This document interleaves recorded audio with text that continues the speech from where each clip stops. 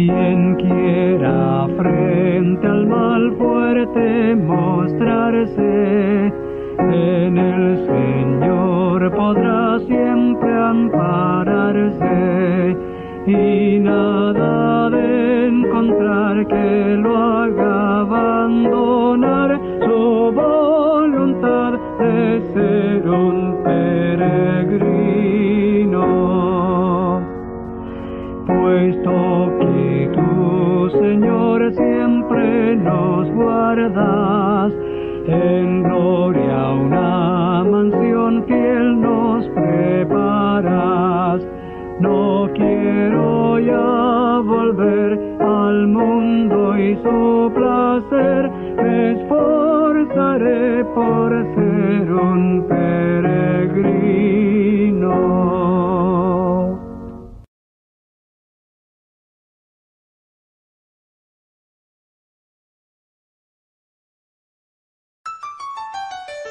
En el mundo hay 3 clases de falsos profetas, todos vistiendo pieles de ovejas.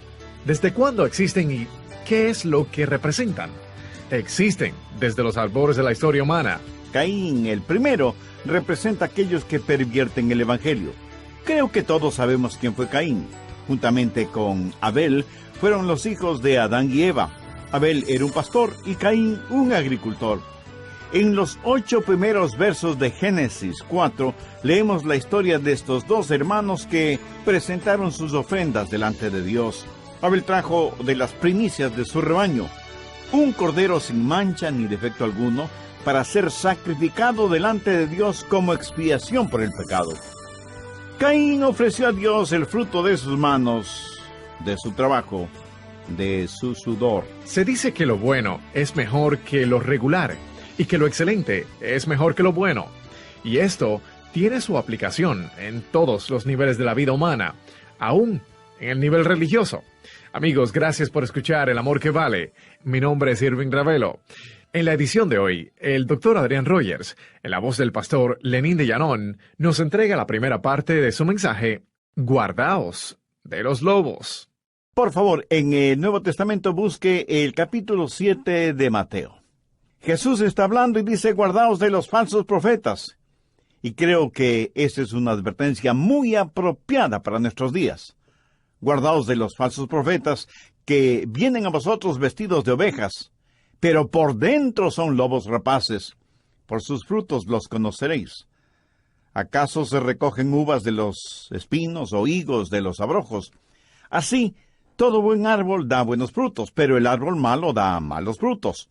No puede el buen árbol dar malos frutos, ni el árbol malo dar buenos frutos. Todo árbol que no da buen fruto es cortado y echado en el fuego.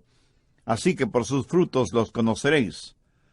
No todo el que me dice, Señor, Señor, entrará en el reino de los cielos, sino el que hace la voluntad de mi Padre que está en los cielos. Muchos me dirán en aquel día, Señor, Señor, ¿no profetizamos en tu nombre, y en tu nombre echamos fuera demonios, y en tu nombre hicimos muchos milagros? Y entonces les declararé, nunca os conocí, apartaos de mí, hacedores de maldad. ¿Ha visto en algunas casas un pequeño aviso que dice, cuidado con el perro? ¿Qué hace usted cuando lee un aviso así? Aunque no vea al perro, pasa con sumo cuidado frente a esa casa, ¿verdad? O pudiera ser que usted se detenga y si por algún motivo tiene que entrar en esa casa, hace bulla para llamar la atención de quienes están en la casa, pero, por sobre todo, para que alguien esté junto a usted en caso de que pronto aparezca el perro que justifica el aviso. ¿Cómo reaccionaría usted si en vez de cuidado con el perro, el aviso dijera, cuidado con el lobo? Creo que usted ni siquiera pasaría frente a esa casa, ¿verdad? En esta porción bíblica, Jesús está diciendo que los lobos se disfrazan de ovejas. ¿Qué sabe usted acerca de los lobos? Pues para este mensaje investigué un poco sobre los lobos y aprendí que los lobos son conocidos porque son osados, valientes. Se diría que casi desconocen lo que es el temor. También son conocidos por ser feroces cuando atacan, y eran los más temidos enemigos de los pastores. Los pastores no temían tanto ni a un león ni a los osos, sino a los lobos. El lobo mata para tener alimento, pero una vez que prueba la sangre, le entra un inexplicable frenesí y mata mucho más de lo que puede comer. Y Jesús dijo que los falsos profetas son como lobos rapaces. Y cuando Jesús dice, guardaos, es mejor que escuchemos esa advertencia. Porque estos falsos profetas, estos lobos rapaces, son peligrosos porque engañan sutilmente con su disfraz de oveja. Y si usted se deja engañar, es porque no hizo ningún caso a la advertencia de Jesús. Admitámoslo. Muchas veces no hacemos caso a las advertencias, sea que estén impresas o que nos las den verbalmente. El capitán Smith era el capitán del famoso barco Titanic. Recibió un mensaje cuando el Titanic inició su viaje inaugural. El mensaje decía que estarían cruzando una zona del océano llena de témpanos de hielo y que debían tener mucho cuidado al navegar por esas aguas. De acuerdo a los relatos históricos sobre el Titanic, se dice que el capitán Smith leyó ese mensaje, hizo una pequeña bolita con el papel y se la guardó en el bolsillo de su elegante uniforme. Y el Titanic siguió navegando y de pronto la punta de un témpano de hielo abrió una gran herida en el costado de la nave y 1,400 personas encontraron su tumba líquida en las heladas aguas del Atlántico Norte. No hacer caso de las advertencias siempre tiene consecuencias funestas. El sargento Joseph Lockhart está sentado junto a su radar en Pearl Harbor, en las islas Hawái. Notó que un escuadrón de aviones se acercaba. Era el 7 de diciembre de 1941. Informó a su oficial superior y le dijo, «Señor, veo que se acerca una escuadrilla de aviones no identificados». ¿Sabe lo que le respondió ese oficial superior? Le dijo, «Sargento, no hay de qué preocuparse, olvídelo». 3,000 soldados norteamericanos murieron ese infame día cuando los japoneses atacaron Pearl Harbor. Advertencias. Si hay una generación que necesita ser advertida acerca de los falsos profetas, es la generación actual. Jesús dijo, guardaos de los falsos profetas. Hay cientos, tal vez miles de falsos profetas en nuestros días. Los hay en todos los países, en todos los idiomas, en todas las religiones, especialmente en las religiones, todos manipulados y al servicio de Satanás. Recuerda algo muy importante. Satanás no está opuesto a la religión. A él le encanta la religión, pero se opone tenazmente al cristianismo bíblico. La religión es una de las principales herramientas de Satanás, y él viene contra la iglesia de dos maneras básicas: persecución o infiltración. Pero muchas veces la persecución no le da resultado. Muchas veces los hijos de Dios, cuando son perseguidos, se vuelven más fuertes, más firmes en el Señor. Recuerdo que cuando estuve en Rumania, invitado por el pastor de la Segunda Iglesia Bautista, que entonces era la más grande de Europa, alrededor de la iglesia había muchos edificios de apartamentos, y me contó cómo es que esos edificios fueron construidos. Cuando Ceausescu fue el dictador de Rumania, una vez pasó frente a la Segunda Iglesia Bautista y preguntó qué edificio era ese. Le dijeron que era la Segunda Iglesia Bautista, y el malévolo dictador dijo, «Destruyan de inmediato ese nido de ratas». Pero sus asesores le dijeron, «Si destruimos esa iglesia, el mundo entero sabrá que lo hicimos. Y eso será muy malo internacionalmente para Rumania». Ceausescu lo pensó un momento y dijo, «Está bien, entonces, escondan esa iglesia». Y para esconder la iglesia, construyeron esos enormes edificios de apartamentos alrededor de la iglesia, trayendo así cientos de personas que ahora son miembros de la iglesia. Formidable, ¿no le parece? A veces Dios corta la cabeza de Goliat con la espada que Goliat afiló. A veces el diablo viene contra la iglesia con persecución, pero cuando eso no le da resultado, entonces se infiltra en la iglesia. Y ese es el peligro actual que enfrentamos, infiltración satánica. los falsos profetas, los lobos rapaces vestidos de ovejas. Busque Hechos 20, desde el verso 28. Pablo les dice a los ancianos de la iglesia de Éfeso: por tanto, mirad por vosotros y por todo el rebaño en que el Espíritu Santo os ha puesto por obispos, para apacentar la iglesia del Señor, la cual él ganó por su propia sangre. Porque yo sé que después de mi partida entrarán en medio de vosotros lobos rapaces que no perdonarán al rebaño. ¿Y qué es lo que les dijo Pablo a los creyentes de la iglesia de Corinto? Les dijo: porque estos son falsos apóstoles, obreros fraudulentos, que se disfrazan como apóstoles de Cristo, y no es maravilla, porque el mismo Satanás se disfraza como ángel de luz, así que no es extraño si también sus ministros se disfrazan como ministros de justicia, cuyo fin será conforme a sus obras. ¿Sabía que Satanás es un experto del disfraz? ¿Un maestro del engaño? Por eso, una y otra vez, la Biblia nos advierte contra los falsos profetas. Por eso Jesús dijo en Mateo 24:24, porque se levantarán falsos cristos y falsos profetas. Y esta es una realidad que tristemente se vive en todas partes del mundo, porque como Jesús lo predijo, harán grandes señales y prodigios, de tal manera que engañarán, si fuere posible, aún a los escogidos. Hay quienes dicen que la Biblia no es la palabra de Dios, que está llena de errores y mentiras, etcétera, etcétera. ¿Por qué dicen estas cosas? Debido a las religiones falsas, debido a los falsos profetas, los lobos disfrazados de ovejas. Ahora escúcheme con atención.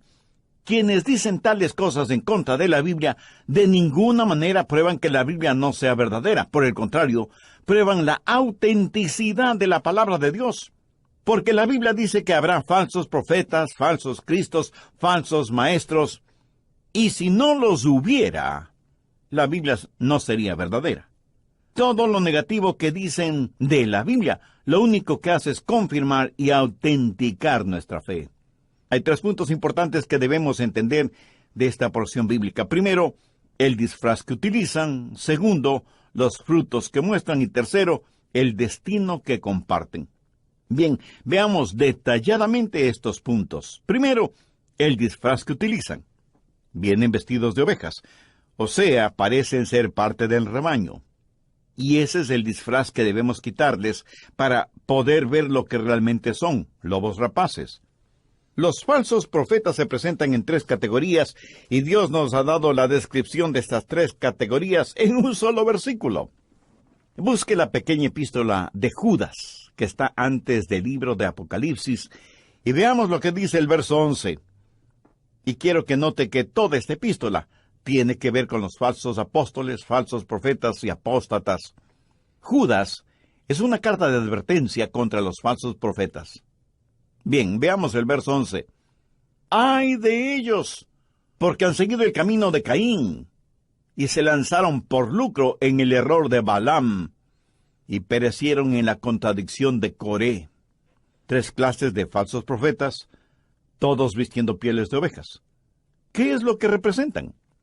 Caín, el primero, representa a aquellos que pervierten el Evangelio. Creo que todos sabemos quién fue Caín. Juntamente con Abel, fueron los hijos de Adán y Eva. Abel era un pastor, y Caín un agricultor.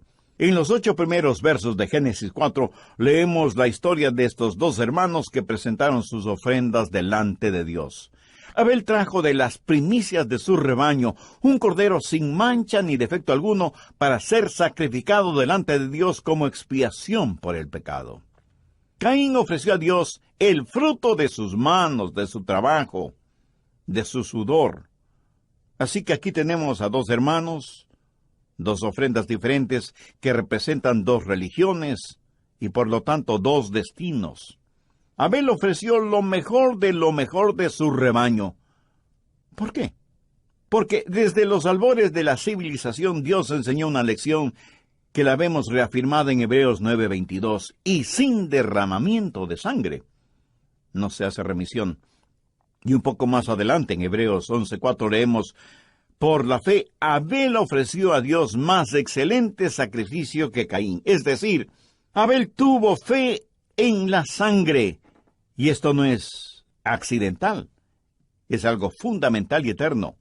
En 1 de Juan 1:7 el apóstol dice, la sangre de Jesucristo, su Hijo, nos limpia de todo pecado. Caín, en cambio, ofreció los frutos de la tierra. Su ofrenda no estaba basada en la sangre, sino en los frutos y las flores de su propio esfuerzo. Oh, sí, tal vez fue una ofrenda impactante, hermosa y costosa, pero no impresionó a Dios. ¿Por qué? Usted no puede sacar sangre de una calabaza. Y sin derramamiento de sangre no se hace remisión. ¿Qué es lo que representa la ofrenda de Caín? Representa cultura sin calvario, trabajo en vez de gracia. Sabe que hay solo dos clases de religión, la verdadera y la falsa. Eso es todo. Somos nosotros los seres humanos los que hemos dividido al mundo en diferentes religiones, cristianismo, catolicismo, budismo, islamismo, y en fin, la lista es bastante larga. Y aún dentro de cada religión hay denominaciones, bautistas, metodistas, presbiterianos, episcopales, etcétera, etcétera. Y nos hemos olvidado que hay solo dos clases de religión, el camino de Caín o el camino de la cruz. El camino de la cruz termina en el cielo, el camino de Caín termina en el infierno. Y en la actualidad, las personas van a sus respectivas iglesias y cantan, y desde el púlpito oyen conferencias sobre los males sociales que nos aquejan y posibles soluciones humanas. Pero es muy raro escuchar una predicación sobre la salvación por medio de la sangre expiatoria de Cristo. Pero quien quiera que predique otro evangelio está siguiendo el camino de Caín, sin que importe cuán apetitosos frutos o hermosas flores presente. Siguen el camino de Caín todos aquellos que pervierten el evangelio. El segundo que Judas menciona es Balaam. Representa no los que pervierten el evangelio, sino los que prostituyen el evangelio. Podríamos decir que Balaam fue un ortodoxo. Muchas de las cosas que decía eran increíbles, pero ¿quién fue Balaam? Fue un profeta apóstata, cuya historia la encontramos en el libro de Números desde el capítulo 22. El rey de Moab tenía temor de los israelitas, y como no sabía cómo derrotarlos, desarrolló un plan diabólico y pensó, si pudiera lograr que Dios los maldijera. Y preguntó a sus consejeros, ¿quién podría ser el profeta que podría echar una maldición? Y le dijeron, Balaam. Él sabe todo acerca de este negocio de las profecías, de las bendiciones y de las maldiciones. Así que Balac, el rey de Moab, fue donde Balaam y le dijo, quiero que maldigas a Israel. Y Balaam, asustado, respondió, ¿estás loco? ¿Quieres que maldiga a aquellos a quien Dios les dijo que bendeciría a quienes les bendijere y que maldeciría a quienes les maldijeren? Tienes un tornillo flojo en la cabeza si crees que voy a maldecir a Israel. Pero Balac era astuto y sabía aquello de que todo hombre tiene su precio. Solo es cuestión de saber cuál es ese precio. Y le ofreció a Balaam muchas riquezas, a más de un montón de beneficios, si maldecía a los israelitas. El anzuelo de la tentación fue atractivamente presentado y Balaam se puso a pensar cómo podría seguir sirviendo como profeta de Dios, pero al mismo tiempo no desperdiciar la oportunidad de volverse realmente rico, haciendo lo que Balac le pedía. Y se le ocurrió lo que a él le pareció una idea genial. Le dijo al rey Balac, yo no puedo maldecirlos, pero te diré qué hacer para que ellos mismos se maldigan. Si logras que ellos pequen, ni tú ni yo tendremos que maldecirles, porque Dios mismo les maldecirá. Bueno, este es un punto interesante para detenerme en este estudio bíblico, que lo concluiré en el próximo programa. Ahora, quiero extender una cordial invitación a quienes todavía no han recibido a Cristo en su corazón, y seguramente se preguntan cómo podrían hacerlo. Primero, reconozca que es pecador y que necesita ser salvado. Segundo, arrepiéntase sinceramente de sus pecados y esté dispuesto a dar un giro de 180 grados en su vida. Tercero, por fe acepte y reciba a Cristo en su corazón como su Salvador y Señor. Entréguele el control de su vida y pídale que le ayude a ser un instrumento útil y de bendición en sus manos. Si usted hace esa decisión, la Biblia dice que hay regocijo en el cielo por su arrepentimiento y que sus pecados ya le han sido perdonados.